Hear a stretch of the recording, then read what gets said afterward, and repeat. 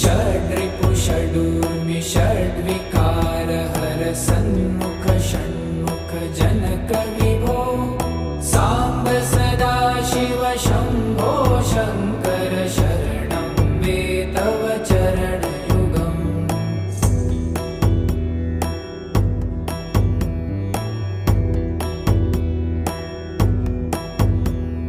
सत्यं ज्ञानमनन्तं ब्रह्मे ते लक्षणलक्षितभो साम्ब सदा शिव शम्भो शङ्कर शरणं मे तव चरणयुगम्